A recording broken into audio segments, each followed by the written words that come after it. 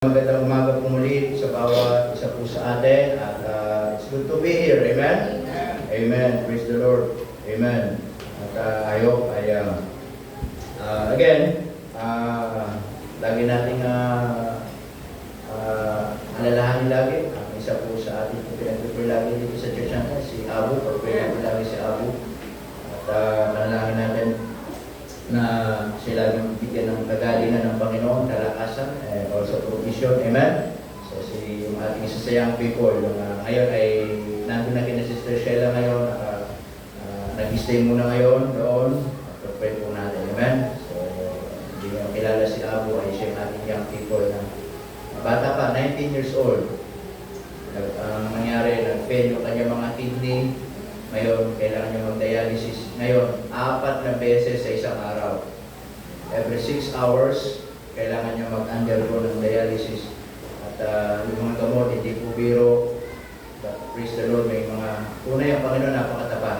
Amen? May mga ginagamit ang Panginoon para, especially mga gamot lang na kailangan gamitin niya ay mga ginagamit ng Diyos. Tama ang Bible, tama?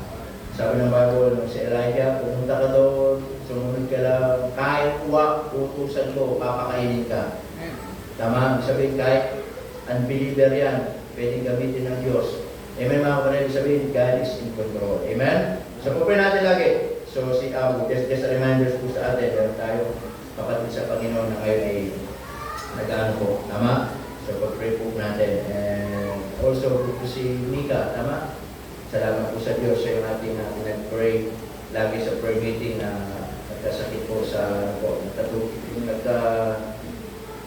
nagkaroon ng maraming milky ang baga. Hindi naman.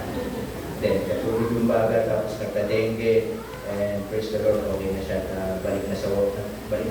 So, salamat po sa Panginoon. Amen? God is answering God. Amen? Salamat po sa Diyos. Okay? Alright, tayo mag-aaral po ng salita ng Diyos and open your Bible.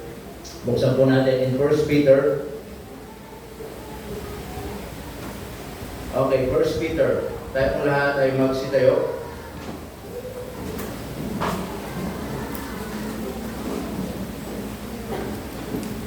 Okay, 1 Peter.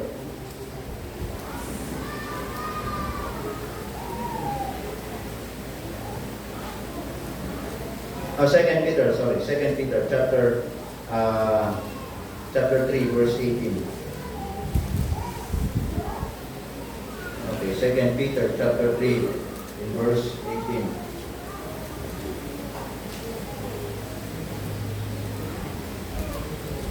Okay, kita nyo na? Sabi ng Bible dyan in verse 18, but grow in grace and in the knowledge of our Lord and Savior Jesus Christ. To Him be glory, both now and forever. Amen. Tayo po muna yung mag-pray. Panginoon, salamat po ng maraming umaga. Salamat po sa inyong pong kabutihan. We thank you, Lord, for this opportunity na muli makapag-aral kami na salita po ninyo. First of all, we pray that you help us, Lord, as we study your word. Tulungan niyo po kami na ihanda ang puso po namin.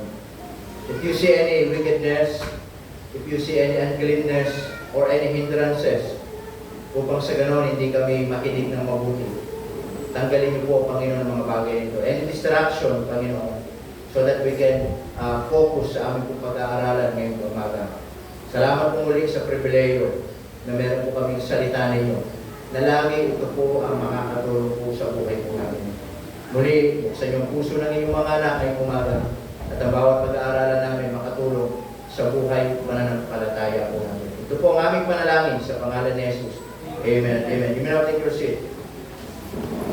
Okay, so muli magandang umaga po sa atin at tayo po makapag-aral na po na salita ng Diyos ngayong umaga ito. Amen. So sabi po dyan ni Apostle Peter in verse 18, sabi po ng Bible, but grow in grace. Amen. So that is the title of our message this morning, mga kapatid, Christian growth. Kailangan natin lumago. Marahil, lagi natin narinig, lagi na lang paglago. Lagi na lang patungkol kung paano lumago. Alam nyo, mga kapatid, kahit anong pangangaral dito, patungkol sa maturity. And if you don't want to help yourself to grow, then hindi tayo lalago. Amen mga kapatid? I believe ito ang one of the reason kung bakit nag-aaral tayo ng Bible every Sunday. Not only to give glory to God, not only to see every believers in Christ, to see our brothers and sisters in Christ, not only to have a fellowship, but also to grow. Amen mga kapatid? Not only, hindi lang po ito physical growth, but we're talking about maturity, we're talking about spiritual growth. Amen mga kapatid? God is not just concerned about our physical aspect, but God is more concerned until He comes about our spiritual growth. Amen mga kapatid? Kumusta po ang ating physical growth? Malusog, walang sakit, nakakapagtrabaho, nakakapag-aral, nagagawa ang mga gustong gawin. Praise the Lord for that. But, kumusta ang ating spiritual life? Amen mga kapatid? Can we check ourselves? Can we check our life, our hearts this morning? Kumusta na ang spiritual ko sa Panginoon? Am I growing to the Lord? Amen mga kapatid? Every Sunday ba ako pumupunta sa church? Ako ba'y lumalago? Yes, ako yung maawit sa Panginoon. Ako'y lagi present sa church. Pero, ako ba'y lumalago sa Panginoon? Alam nyo, kung meron mang isang makakasagot niyan, hindi po ako. Kung meron mang makakasagot niyan, ikaw at ang Panginoon. Amen mga kapatid? Not because nandito ka, faithful ka na. Not because you're here this morning, kasama ka na namin, ikay malago na sa Panginoon. As I said, mga kapatid, the lying attendance of the church is Sunday attendance. Amen mga kapatid? Alam niyo po ba, ang attendance pag Sunday, yan ang isang sinungaling na attendance. Bakit? Kasi po, kung babasin tayo na, marami na tayo pag Sunday, malago na tayo sa Panginoon. Marami na umaakit, malago na tayo sa Panginoon. Laging puno ang church, praise the Lord for that. Pero hindi po yun ang dahilan, hindi po yung basihan, so that we can conclude that our church is growing to God. Amen mga kapatid? Alam niyo kung ano yung pinakamagandang attendance pag prayer meeting. Bakit? Yung makikita. Amen po ba mga kapatid? So the point is this, am I growing to God? Yes, physically, praise the Lord for that. Amen? Wala naman siguro ditong physically pinapabayaan ng sarili. Hindi kumakain. Hindi naliligo. Siguro yung hindi naliligo, okay pa yun, lalo na ngayon malapit. Pero hindi kumakain, parang mahirap gawin yun. Tama? Sino rito ang hindi naligo ngayong umaga?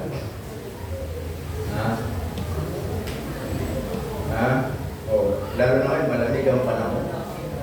Diba? Pwede naman daw maligo. Ganon, di ba? Kaya bisik-bisik, hindi nalatahan. May mga pang-remedyo naman. Amen? Tama? Pero yung kumain siguro, parang hindi kaya. Sino rin itong hindi kumain ngayong umaga? Mga sinungaling. Yan ang hindi kaya gawin ng Pilipino, yung hindi kumain. Tama ba ang palit? Amen po ba? O, marami tayo dito mga PWD. Tama? Ayan. Ano yung mga PWD? Ayan, si Lorraine. Alam mo PWD? Person without diet. Ayan ang PWD. O, di ba? O, marami ng mga nagangal. Papapayat na ako ngayong taon. Naku, yan ang scam. Malaking scam yan. O, tama mga kapatid? So anyway, kung tayo ay nagkakaroon ng concern about physical aspect, but God is more concerned about spiritual aspect. Amen mga kapatid? Kaya po, dito mga kapatid, makikita po natin sa talatang ito, sabi ng Bible, but grow in grace and in the knowledge of our Lord and Savior, Jesus Christ. Kaya kahit marahil, lagi tayo nakakapakinig ng Word of God, lagi tayo nakikinig ng Bible, lagi tayo nakakarinig ng preaching, hindi po yan titigil. Amen mga kapatid? And I will not stop preaching the Bible, I will not stop teaching what is right in the Bible hanggat hindi tayo natututo, hanggat hindi tayo lumalago sa Panginoon. Amen po mga kapatid? At dito po, napaka-importante na makita natin that there are some truth kung bakit kailangan natin lumago. Kung bakit kailangan natin maging mature. Amen? Kailangan natin maging matibay bilang isang mananampalataya. Number 1, makikita natin dyan mga kapatid, in 1 Peter chapter 2. Okay, 1 Peter chapter 2.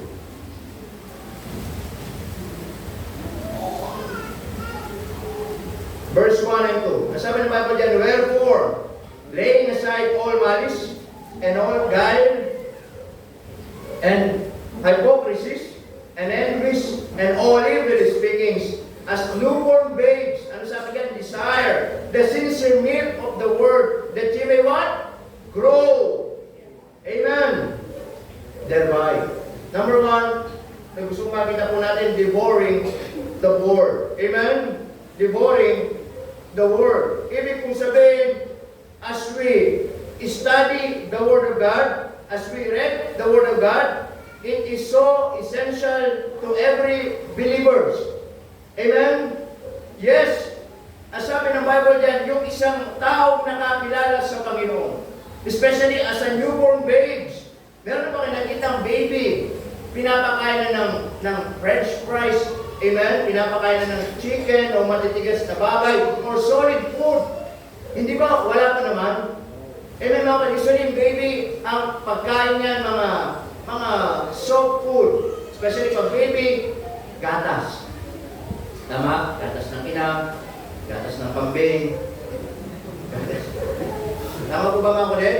Then until such time, habang nag-iba yung kanyang months, like dumating na sa 4 months, 5 months, 6 months, tinatry na natin pakainin ng unti-unti, di ba? Mga Cerelac, tama mga kapatid? Then hanggang dumating tayo, nalabas yung mga ngipin, so unti-unti na mga solid food na pwede nang ma-absorb na ng kanyang tiyan hanggang lumalago yan. Meron pa nga nakita like 40 years old na nakadugo pa din.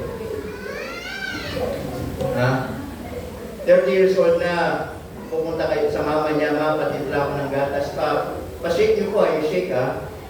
Tutulog na po ako. Anong mahisip?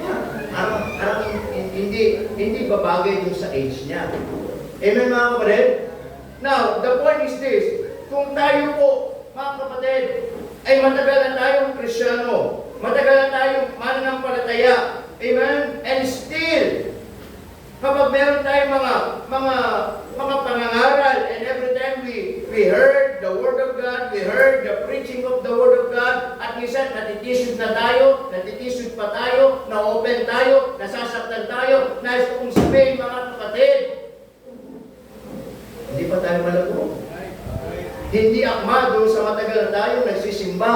Hindi akma doon sa matagal na tayo nagti-church. Amen mga kapatid? Dahil alam niyo po ba, sa bawat salita ng Diyos, na minsan nasasaktan tayo, doon tayo napapalagoy ng Diyos. Doon sa bawat salita ng Diyos na pinukorek tayo, doon tayo tinatama ng Diyos, pinapalago ng Diyos, upang sa ganun mga kapatid, ma-realize natin na hindi lang tayo matagal ng Krisyano, kailangan din natin lumago. Kaya minsan mahirap maintindihan yung iba. Amen mga kapatid, ang tagal na sa church, na-open ng maliit na bagay na wala na sa Panginoon. Ibig sabihin, walang natutunan yung tao na yun. Amen mga kapatid, that is the sign of being immaturity. Amen mga kapatid, hindi lang pinansin na open na, hindi lang kinamayan na galit na, hindi lang na-appreciate, hindi na nagpatuloy sa Panginoon, hindi po yun malagok sa Panginoon. Amen mga kapatid, because those things are so very little, those things are so very basic, na parang bang napakalit na bagay ay mawawala sa Panginoon. Nasaan yung natutunan natin sa Panginoon? Nasaan yung natutunan natin sa salita ng Diyos? Amen mga kapatid? That's why I want to encourage everyone, mga kapatid, devouring the Word. Ibig kong sabihin, mga kapatid, for us to grow, pakainin natin ang salita ng Diyos ang buhay natin. Amen, mga kapatid? Amen po ba? Pakainin natin ang salita ng Diyos ang spiritual na buhay po natin. Kaya po, Sunday is the Lord's Day. Sunday is the feeding day. Mga kapatid, napaka-importante noon sa buhay ng mga Kristyano. Tama po ba, mga kapatid? Amen po ba? Kaya po, we must attend church faithfully. Amen? And not only just to attend, mga kapatid, but to listen very carefully. Amen? And to hear what the Bible taught and preached by the pastor. Tama, mga kapatid? Minsan, hindi tayo lumalago. Yes, present tayo. Nakaupo tayo. Ayaw naman nating makinig. Ayaw naman nating matuto. Amen po ba, mga kapatid? E di ba nga, tayo mga magulang, pag ayaw makinig ng mga anak natin, nagagalit tayo. Kung tayo nag-aaral, di ba, gusto ng teacher natin, naging makinig tayo ng mabuti. Abay, sana sa church, ganun din. Amen po ba, mga kapatid? Not only we go to church, present, nakaupo, mentally absent. Amen po, mga kapatid? Sana po lagi natin i-desire sa puso po natin that every time we go to church, makikinig tayo ng Bible, makikinig tayo ng preaching, pakinggan natin ano yung matututunan natin sa buhay natin. Pakinggan natin ano yung makakatulong sa atin. Don't focus ano yung masasaktan ka. Huwag ka mag-focus ano yung ayaw mong makinig, ayaw mong mapakinggan. Don't focus ano yung mga salita ng Diyos na iiwasan natin. Hindi tayo lalagot pag ganun. Just pray to the Lord and said, Lord, it's Sunday again. Makikinig na naman ako ng preaching. Whether masasaktan ako o hindi, gusto ko may matutunan ako. Amen po ba, mga kapatid? Gusto ko may matutunan ako. Amen? So we must attend, amen, church faithfully, amen? And we must read the Word of God, amen, mga kapatid, consistently. Minsan hindi lumalago ang Kristyano, napakasimple lang po, hindi na nagbabasa ng Bible. Amen, mga kapatid? I'm telling you, like ko sinasabi, pag linggo, papakainin ko kayo ng salita ng Diyos sapagkat responsibilidad po ito sa inyo. Pero pagdating ng Monday, responsibilidad ninyo, pakainin ninyo ang sarili ninyo ng salita ng Diyos. You don't need to go to church at sabihin, Pastor, turuan niyo po ako. No? May Bible po kayo sa bahay. May mga salita ng Diyos. Buksan ninyo, magbasa kayo. Amen, mga kapatid? Amen po ba? Ang Bible po, hindi po yan pampatanggal ng malas sa bahay lang. Ang Bible po, hindi po yan pampaalis ng masamang espiritu. Ang Bible po, hindi po yan pampaantok. At di ka makatulog makapagbasa nga ng Bible. Pag antok na, matutulog na. Ang Bible po, hindi po yan lucky charm sa bahay. Hindi po yan pan-design na naka-display. Amen, mga kapatid? Ang Bible po, yan po ay salita ng Diyos. Amen, mga kapatid? Just think about that the Word of God, that the Bible is the Word of God. The living God, the one who created you. And every time we open our Bible, God is talking to us. God is speaking. Kaya minsan, hindi na natin nararamdaman ang Diyos na umusap sa atin kasi hindi natin binubuklat ang Bible at hindi natin binabasa at hindi natin nalalaman yung mga bagay na dapat natin matutunan, especially kung ano yung kalooban ng Diyos sa buhay natin. When is the last time you open your Bible? Pastor, pag Sunday po, binubuksan po, praise the Lord. At bago bubuksan, pinapagpagal ko muna. Bakit? Nalikabukan na. Amen, mga kapatid? Ang Bible po, hindi po yan pang display. Amen? The Word of God is our spiritual food, the food of our soul. Amen? And we should read it every day like a bread na kailangan natin araw-araw kumain ng tinapay, ng pagkain, ng salita ng Diyos. And we don't need, mga kapatid, just need to open the Bible, just katulad ng isang special na pagkain, pag may special occasion, tsaka natin kakainin. Hindi po mga kapatid. Ito po ay bread of life. Every day, kailangan natin. Hindi po siya cake na for special occasion lamang. Doon natin lang bubuksan. Amen mga kapatid? You have your Bible. Amen mga kapatid? Like ko sinasabi, kung wala kayong Bible, marami tayong Bible dito, kahit 10, sige, sa basahin mo. Para walang dahilan na hindi tayo magbasa. Walang dahilan, hindi tayo lalago. Walang dahilan, hindi tayo matututo. Amen po ba mga kapatid? Kaya lagi dito sa church natin, mga kapatid, lagi natin in-emphasize na meron tayong Bible po dito. At bawat isa sa atin, it is our duty, it is our responsibility to read the Word of God. Amen? Minsan, bakit ang hirap natin magbasa ng Bible? Pero, kaya nyo manood ng isang oras ng TV novela, Korean drama, mga Thai movie, 2 oras, mga series, yung mga mata nyo namumula na ayaw kang tumigil. O di ba mga kapatid? Amen mga kapatid? But you can spend like 1 hour, you can spend like 2 hours on your cellphone. Amen? Sa social media, sa Facebook, kaka-scroll, kahit yung mga mata nyo parang sabog na kayo, sige tuloy lang. Kahit puyat na kayo, sige tuloy lang. Pero bakit pag magbabasa ng Bible, pagbuklat pa lang, inanto ka na agad? Ano to? Sleeping pills yung Bible? Pampatulog? Isa, di natin napapansin, yan ang kaaway. Ayaw ng kaaway na magbasa tayo ng Bible. Amen? You know what? Hindi natin kasi ginagawang habit.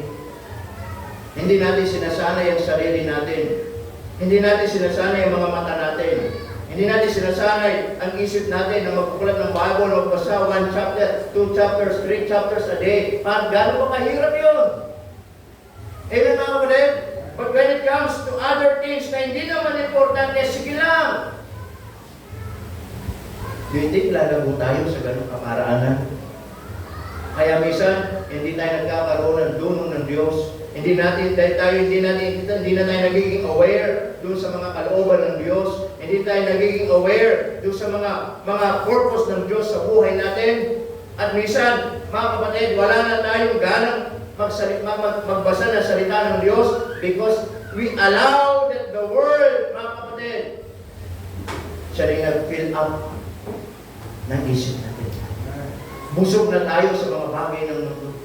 At dahil busog ka na, ay hindi ka na makakain ng salita ng Diyos. Amen mga kapatid? So we not only attend faithfully, but we just read also the Bible consistently. Amen mga kapatid?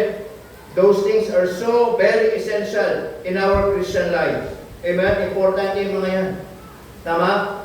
Hindi lang tayo ate ng church, hindi lang tayo pupunta dito, but nakikinig tayo ng salita ng Diyos. Amen po mga kapatid? Amen? Kaya minsan, kahit masakit sa tenga natin, pakinggan natin. Alam niyo kung bakit? Ikatututo natin yan. Amen po ba? Not only devouring the word, but also, listen to this, in Matthew chapter 13, in verse 22. Okay, buksan ninyo.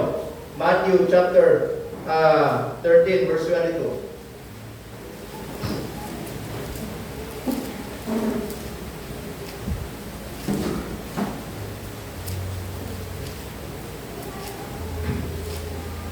Ng Matthew chapter 13.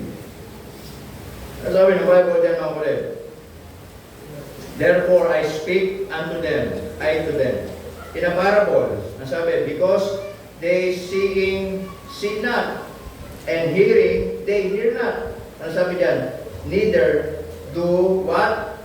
They, ano sabi dyan? Understand. Amen? Then in verse 22, sabi dyan, he also that receive, ano sabi? Seed. And that seed is the Word of God. Amen? Among the thorns is he that heareth the word and the care of this world. Ano pong sabi diyan, mga kapatid? And deceitfulness of riches. Choke the word. And you what? He become it, ano sabi? Unfruitful. Amen? So dito po, mga kapatid, not only devouring the word, but also protecting the word. Amen? Protecting the word.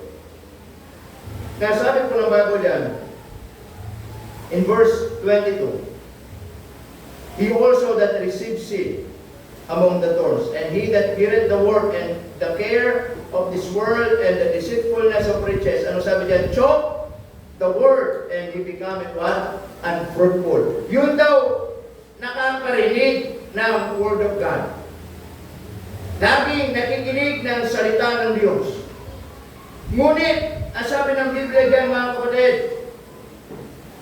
nakikinig siya ng word of God, pero nandun pa din yung kanyang care, yung kanyang kaisipan, saan daw po dito sa mundong ito, ay para bang, ang sabi diyan, and the deceitfulness of riches. At yung, ang sabi diyan, yung the word deceitfulness, ibig sabihin po, dinadaya ka ng ano, ng mundong ito, at anong sabi diyan, yung pandaraya ng kayamanan. At because of that, ano sabi, choke the word. Para bang gusto ng Diyos pakainin ka ng word of God.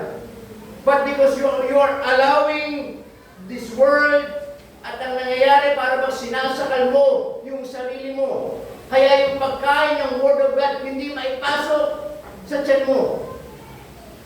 Naintindihan niyo mga kapatid? Di ba para bang pagkakain tayo, subukan mong kumain tapos ganun yung leg mo. Pero kakain ka. Tingin nyo makakapasok yung pagkain? Hindi po. Para bang ganun ang ginagawa natin. Yes, nakikinig tayo ng word of God. We're willing to feed ourselves, mga kapatid, by the word of God. Pero because of this world, sabi doon, yung deceitfulness of riches, yung kayamanan, yung pandaraya, ano sabi, ay para bang ginagawang sinasakal tayo, inayating sakalin tayo. Kaya yung pagkain ng word of God, hindi natin ma-absorb. Amen mga kapatid? Kaya sabi ng Bible dyan, in verse 22, ano sabi? And he becometh what? Unfruitful. Kaya imbis na maging mabunga tayo, hindi tayo nagbubunga. Kaya imbis na gamitin tayo, hindi tayo gagamitin. Kaya imbis na magtapat tayo, hindi tayo magtatapat. Kaya imbis na magkaroon tayo ng growth, paglago, hindi tayo lalago. Bakit? Dahil po mga kapatid, inaayaan natin yung mga bagay na yan. Amen? Ang sabi po dyan mga kapatid, in verse 22, ang sabi po dyan,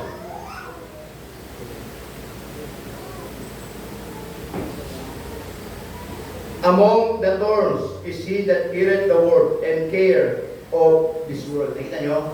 Yung the word care of this world. Amen? So makikita po natin mga kapatid, yung consider the care of this world. Ibig sabihin ng care po dito. We have the word of God, pero nandun pa rin yung mindset natin. Nandun pa rin yung puso natin sa mga makamundong bagay. Amen mga kapatid? Listen to me. There is no dual identity in Christianity. There is no dual, mga kapatid, Christian name in Christianity. Hindi pa pwede, mga kapatid, na tayo paglinggo, anak tayo ng Diyos. Pag Lunes, namumuhay tayo sa makamundong bagay. Hindi pwede, pag linggo, kilala tayong Baptist. Pag Lunes, kilala tayong karnal. Hindi pwede, pag linggo, kilala tayong anak ng Diyos. Kilala tayong nakabihis na maayos. Kilala tayong umaawit ng proper na song, the way we dress, the way we worship the Lord. Pero pag Monday, kilala tayong makamundo. Hindi tayo lalago. Amen mga kapatid? Kaya sabi ng Bible, the book of Matthew, di ba, chapter 6, no man can serve two masters. Whether you hate the one and love the other. Hindi pwedeng pagsabayin. Amen mga kapatid? Because yung Word of God that Sunday na papakinggan natin, yung Word of God na dapat mabusog tayo, yung Word of God na sana tutulong sa atin, maging malabot tayo spiritually, hindi natin na-absorb yung sustansya. Bakit? Kasi nga po ang mundong ito, hinahayaan natin, sakalin tayo. Pipigilan. Amen po ba mga kapatid? Kaya malinaw po ang sabi ng Bible dyan, di ba? And the care of this what? This world. Kaya I'm telling you this, wala pong lumalabong anak ng Diyos, mga kapatid, na namumuhay ng makamundo. Amen po ba? Wala pong anak ng Diyos na gagamitin na nagpapagamit sa mundo. Wala pong anak ng Diyos na nagtatapat, pero nagtatapat sa mundo. At the end, ang sabi ng verse 22, and he becometh what? Unfruitful. Hindi tayo magkakaroon ng bunga. Hindi tayo magiging mabunga. Hindi tayo lalago sa Panginoon. Amen po ba mga kapatid? Not only the care of this world, but also sabi ng Bible dyan, and the care of this world and what? And the deceitfulness of riches. Tama po ba? Hindi lang daw po yung care of this world, kundi yung deceitfulness of riches. Many believers in Christ have failed to grow. Maraming hindi lumalago. Amen mga kapatid?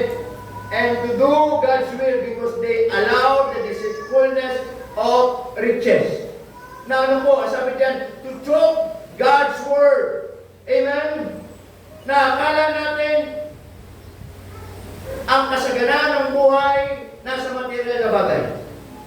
Na akala natin ang kasaganaan ng buhay nasa labas ng simbahan. Nasa makamundong bagay. Patawanan sa inyo mga kapatid, yun daw mga bagay na yun, they choke ourselves. Amen mga kapatid? At hindi talaga magiging masaya. Amen mga kapatid? Ang sabi po dyan mga kapatid, in verse 22, the deceitfulness of riches. The richest people in this world are not the happiest person. Lagi tatandaan niya. Hindi ibig sabihin mayaman, masaya. Hindi ibig sabihin maraming pera, masaya. Hindi ibig sabihin maraming pera, okay ang buhay. Amen mga kapatid? But just think about that. Ang sabi ng Bible, mas madali pumasok sa langit ang kamelyo.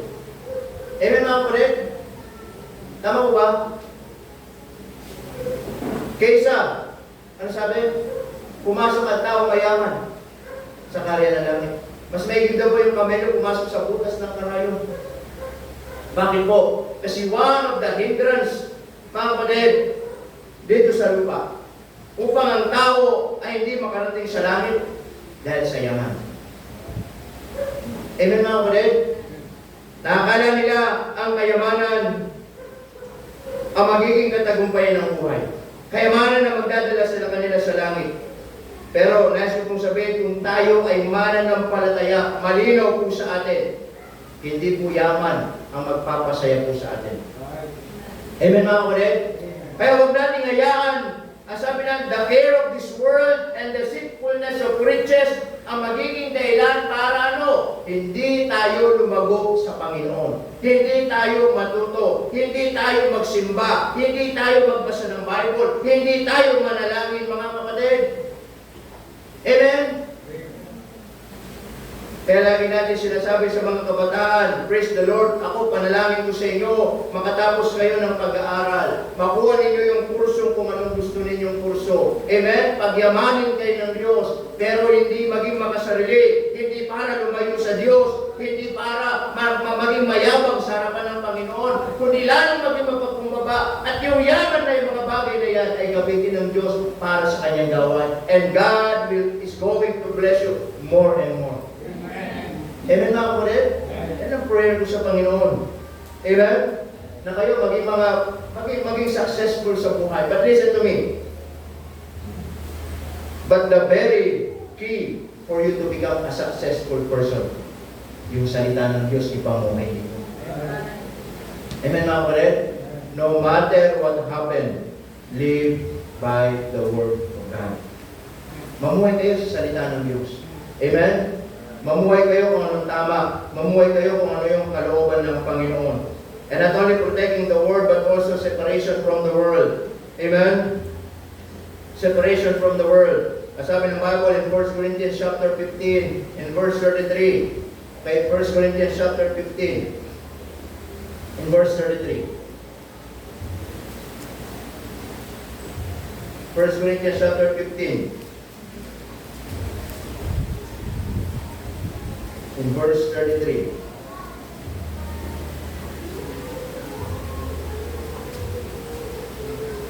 Sabi ng Bible dyan, in verse 33. Kita nyo na? Hindi ko pa nakita. Okay, sabi ng Bible dyan, 33. Be not deceived, evil communications. Ano sabi? Corrupt. Ano sabi dyan? Good manners. Alam nyo, nabubuhay na tayo sa mundo ito, wala ng good manners ang tao. Amen? We're living in this world, wala na yung GMRC. Diba? Diba sa school ba? Good manners, right conduct. Mga bata, bastos na. Right. Amen mga kapatid? Pag sumagot sa magulang, bastos. Right. Sa labas, bastos ang mga bata. Dito, dahil pinapagalit yung mga nagbabasketball dito. Dahil mga sarili dyan. Basta maghapon, dinadayo na to. Pag kahit nasa loob, basta may marinig akong magmura, nilalabasan ko, minumura ulit. Hindi. Nilalabasan ko sa'yo. Nasaan kayo? Sa simbahan ko. Bakit nagmumura kayo? Ay, sorry po. Walang nagmumura dito. Para malaman nila na hindi tama. Kahapon nga, di ba? Nagsusolve yun kami. Doon sa may area, may simbahan ng Katoliko doon. Yung mga taga doon pa, di ba? Nagbubuhan sila ng parang patungan yata ng Diyos-Diyosa nila yung plywood. Pero yung mga nagbubuhan, no? Ano sabi yun? Ha? Ano ang sabi? Ang lakas magmura eh. Ano lutong eh? Minura yung kasama yung mga nagbubuhan. Ang tira sabi nga nila. Gagaling nyo, sa simbahan pa naman kayo. Pag narita dito, mapapaaway tayo dito. Ibig sabihin, ganyan ang mga tao na yun. Amen mga kulit? We're living in the last days, sabi ng Bible. Sabi doon, the Bible warns mga kulit, the evil communications, corrupt good manners. Amen? Kaya po dito sa church, as much as possible. Amen? Young people, lagi natin kayong tinuturuan paano maging magalang, paano maging marespeto, paano magmahal sa magulang, sumunod sa magulang, magpo at opo. Amen mga kapatid, bakit? Dahil wala nang mga kabataan sa panahon ngayon na madalas maririnig mo yung mga magagandang bagay na lumalabas sa bibig. Amen mga kapatid? And if we don't want to grow, then magiging kagaya lang natin sila. Palasimba tayo, palamura tayo. Palasimba tayo, palasagot tayo sa magulang. Asan yung kaibahan doon? Kaya, kikinig tayo ng Bible pag sa bahay, sumasagot tayo sa magulang. Kikinig tayo ng Bible pag sa bahay, di tayo sumusunod sa magulang.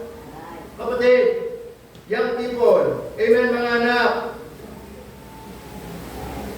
salamat meron tayo simbahan.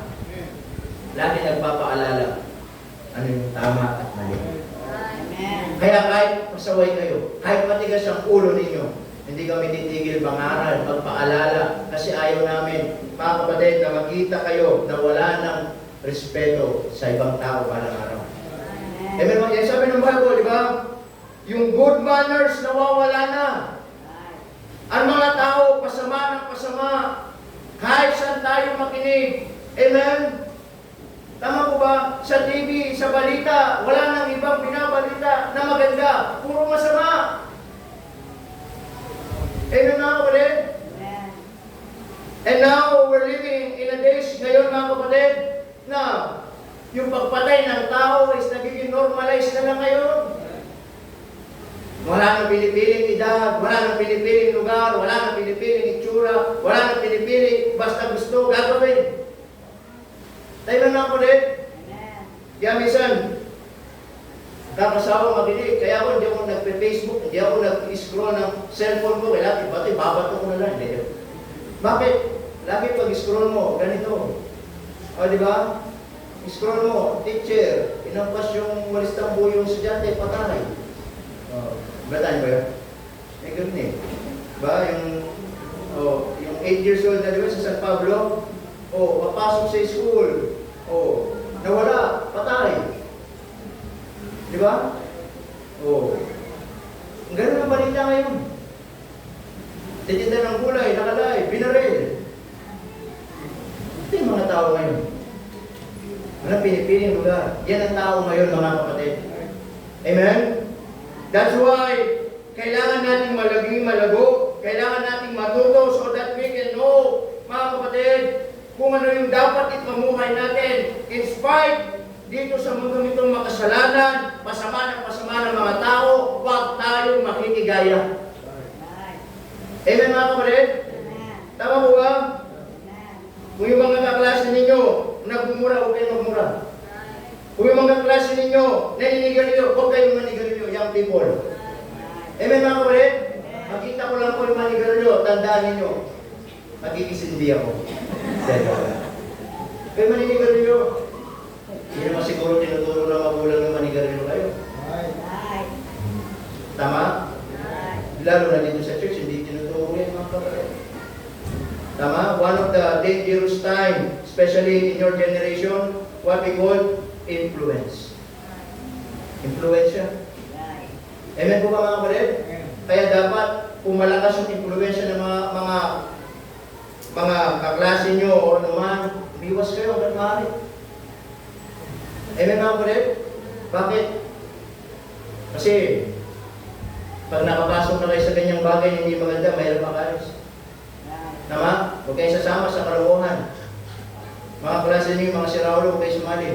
Mag-aral lang kayong mabuti. Amen mga kapatid? Ipakita niyo sa kanila kung ano yung magiging resulta.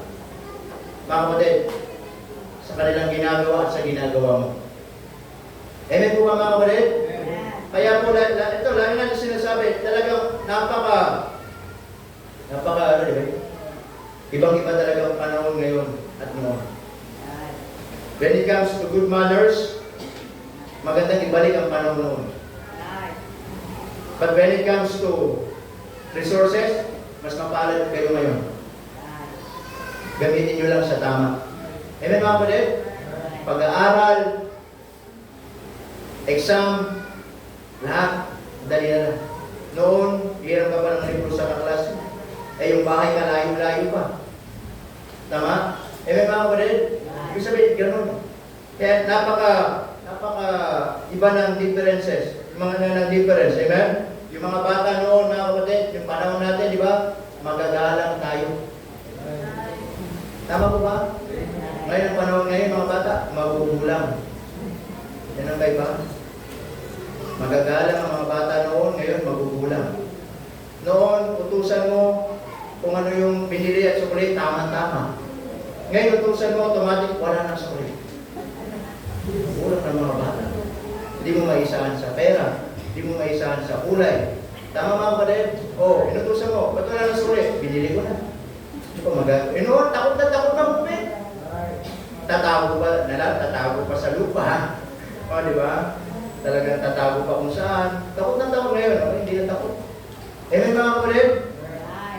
That's why, separation from the world. Amen? Ibig sabihin, ang mundong ito, tuturuan tayong maging walang, nasabi doon, good manners.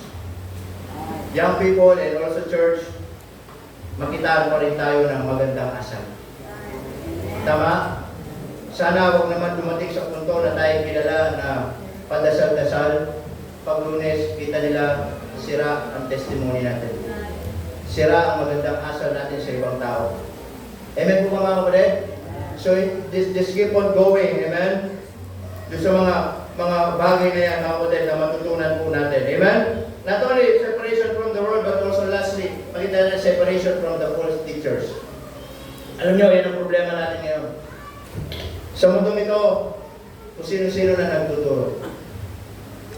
Ano-anong reliyon na lumalabas. Amen mga kapatid? Tama po ba? Kung ano-anong ituturo. Kaya po, the danger na tayo ay hindi matuto, madali tayong makuha. Amen mga kapatid? Madali tayong malis ng daan. Sasabihin natin, mas okay pala ganito.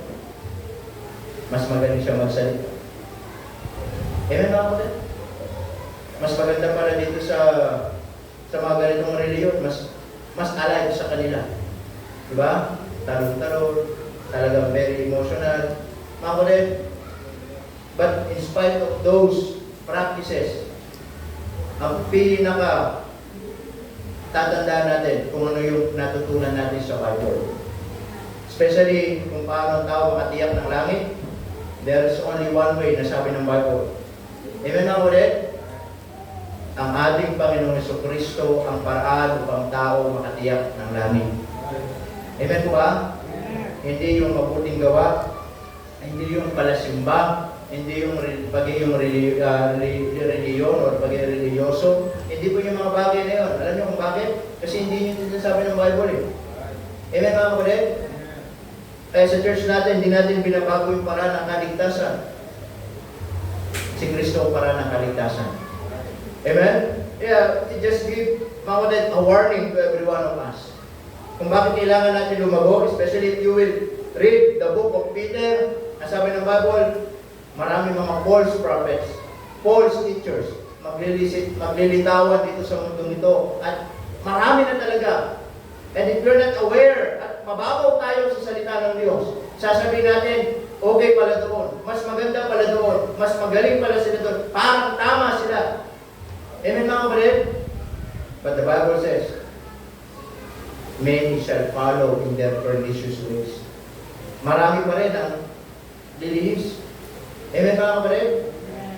Kaya sana, ang tanong ngayong umaga, lumalago ba tayo sa Panginoon? Sana manatili tayong lumabog sa Diyos. Amen mga kapatid? Upang sa ganon, ano man yung mga mapakinggan natin, kahit sa social media especially, yung danger ngayon, yung sa social media, ang daming nangangaral. Tama? Ito lagi ko sinasabi mga kapatid, maging aware tayo sa mga pinapakinggan natin. Hindi lahat ng mga nangangaral kailangan pakinggan at tamang pakinggan. Nakakala natin, parang tama siya, parang tama. Ang tama, ang mali, at parang tama, parehas na mali yan. Amen mga kapatid? Maging aware tayo. Amen? Kita, minsan, marami mga share pa. Tama? Amen po ba mga kapatid? Kahit magaling mangaral yan, pag iba una, pag ibang reliyon niya, hindi natin dapat. Alam niyo ba kung bakit yung isang bagay kapag na-share natin, ibig sabihin, pinupromote natin. Amen mga kapatid? Amen po ba? So huwag natin i-promote yung mga tamang aral na hindi tinuturo at tama sa Biblia. Amen po ba? Kung meron kayong i-promote din, yung preaching natin pag Sunday. Amen? Then ako, hindi naman ako mahigpit. Kung alam niyo kilala ko din naman, baptist yun, talagang tama. Meron siyang preaching, i-share. Walang problema. Pero kung yan ay Katoliko, yan ay born again. O yan ay kung ano-anong reliyon niya. Especially, hindi tinuturo yung doctrine of Christ. Especially pagka-Diyos ng Panginoon, yung paraan ng kaligtasan. Huwag mga kapatid. Ipakita ninyo yung kaibahan natin. Amen mga kapatid? Tama po ba? At kahit Baptist yan, at ang gamit na Bible hindi King James, huwag. Still, our Bible is King James Version. Amen? Sabi ko nga po, mga kapatid, meron kami mga pastor na kaibigan, pero nagbago, kaibigan pa din naman. Pero, nagdidistansya kami. Ako, nagdistansya talaga ako. Bakit? Para maalaman nila, may paninindigan tayo. Hindi ibig sabihin, matanda sila, bata pa ako, hindi ganun yun. Mas matanda ako sa ministry kaysa sa kanila. Amen mga kapatid? Nakakalungkot yung mga bagong nagpapastor ngayon, mapababaw.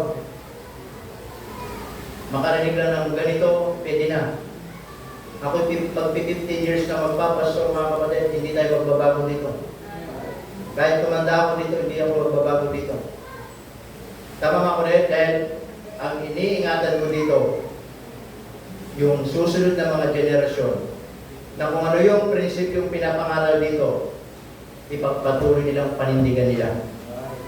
Marami nang umalis. Marami nang pumalit. Binago lahat. Sana wag dumating sa punto maging ganun ang simbahan ito. Amen po ba mga kapatid? Amen po ba? Doon tayo, stay tayo kung ano yung natutunan po natin. Amen? Kaya ngayon, yung nag-iingat, ngayon sa fellowship, di ako na masyadong umatin ngayon kasi nag-iingat ako. Bakit? Para alam nila, yung ibang simbahan natin. Tama ba kapatid? Ibang simbahan natin. Kung sila madali, i-adapt yung mga bagay na ganito. Tama? Amen po ba? O, mga young people, o may nag-invite sa kanila. O, gusto mag-invite ko sa simbahan na yun. Nagbago ng Bible yung pastor, huwag kayo pupunta doon. Manindigan kayo. Tinuturo ko sa inyo kung anong tama. Amen mga kapatid? O, as long, may mga nagpapastor, pumunta ako sa ganito. Sino ba yung pastor na yun? Ano ba yung Bible na yun? Pagpares natin, sige.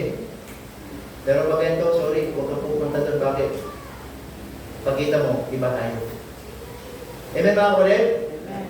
Dahil yan ang sistema ng mundo ngayon, hindi lang po outside the church, but sometimes inside the church. Amen mga kapatid? Nakakapasok.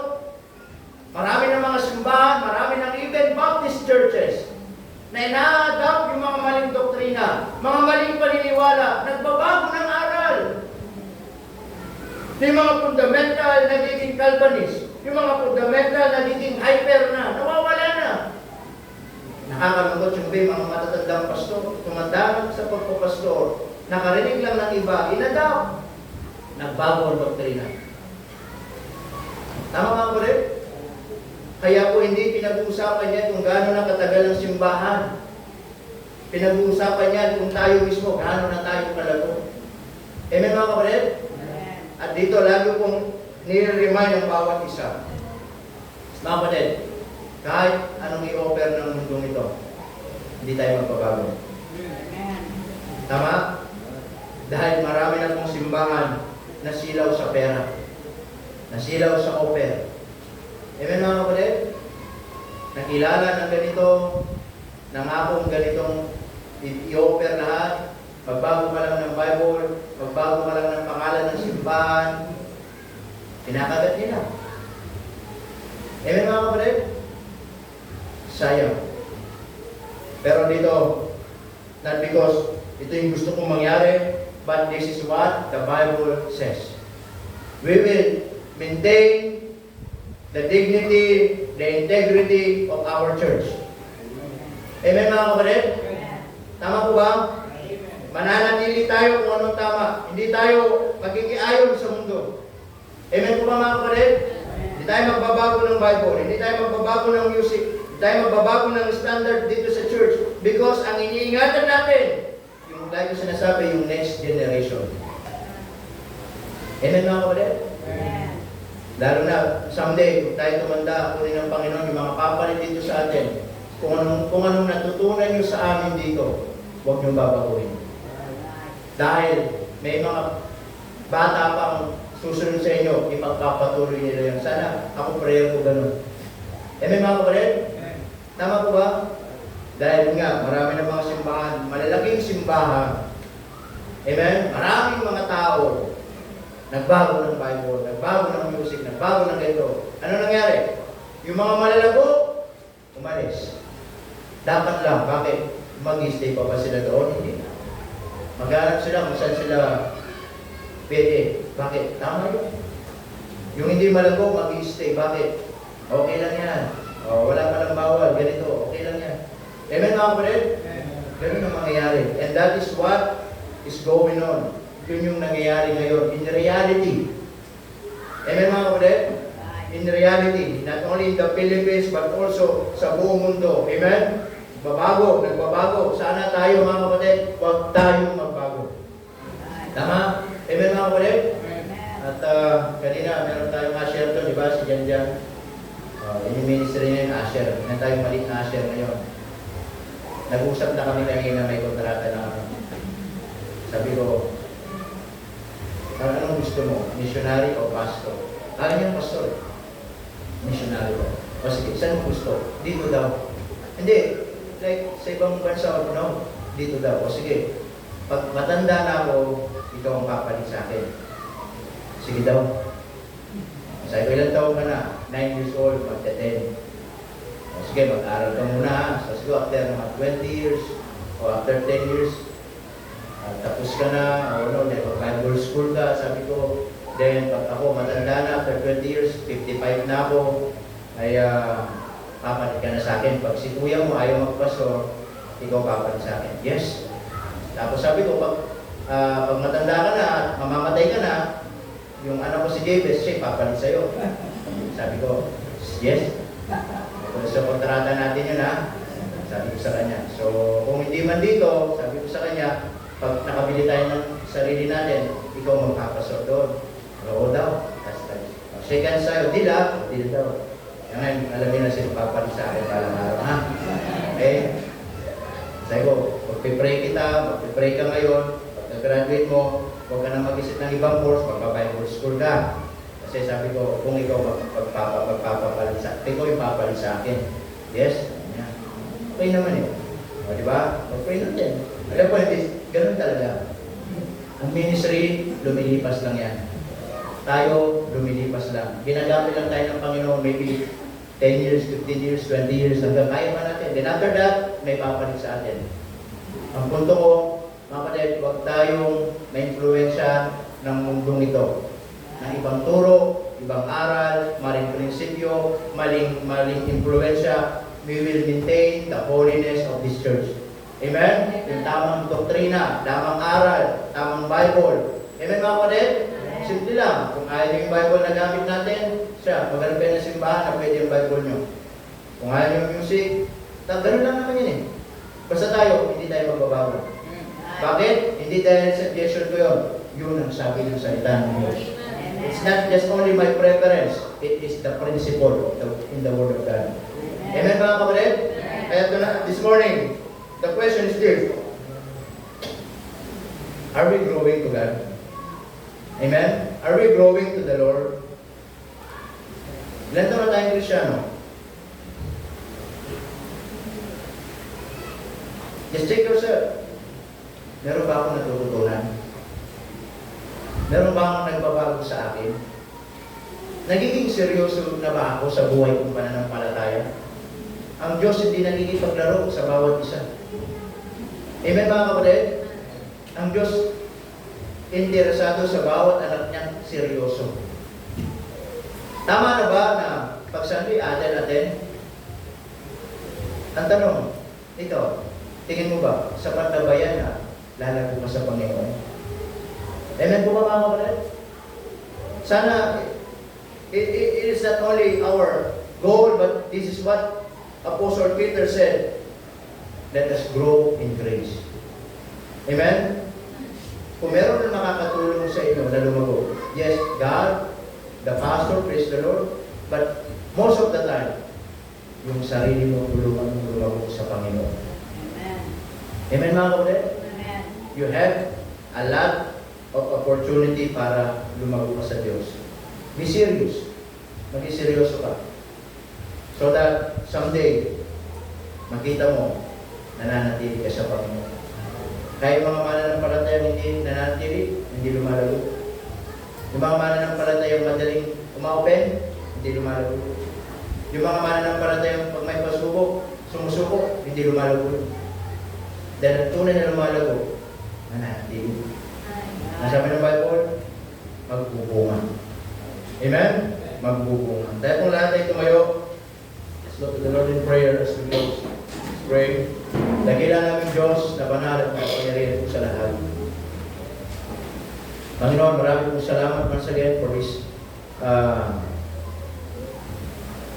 opportunity na muli nakapakinig kami ng salita po. Panginoon, panalangin ko po na muli pong buksan ang aming puso, ang aming isipan. And every word of God that we heard this morning, help us, Lord,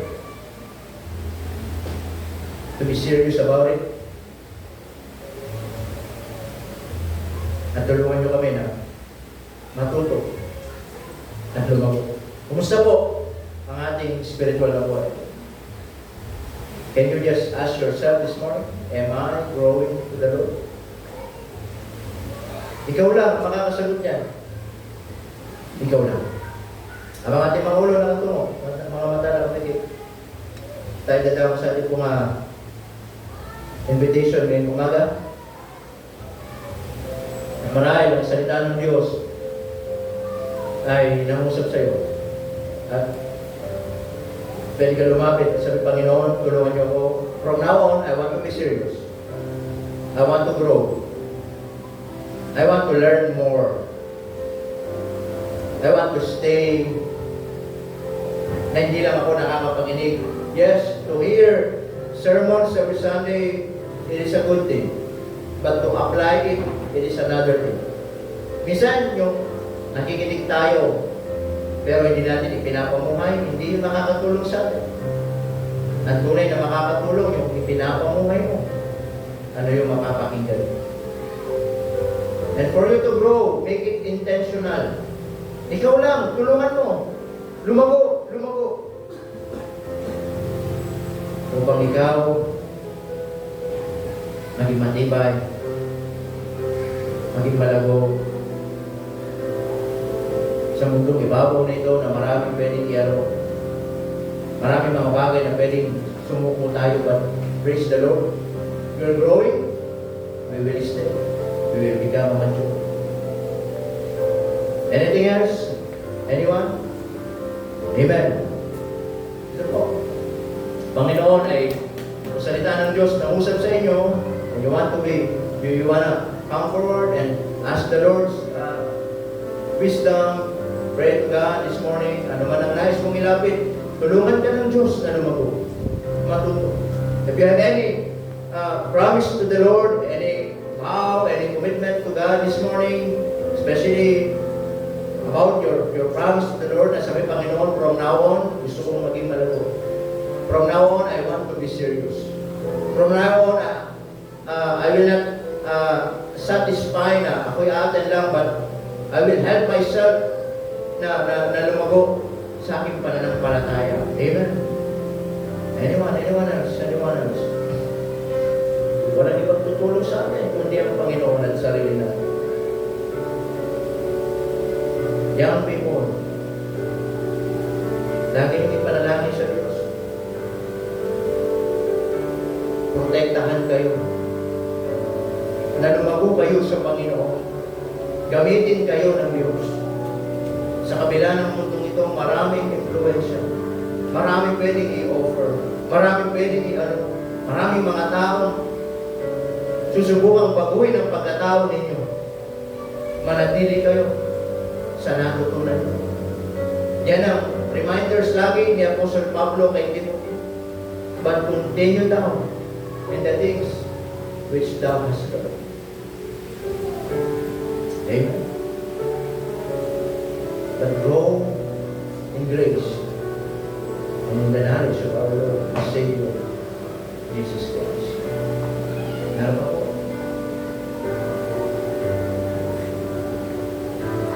Let's pray.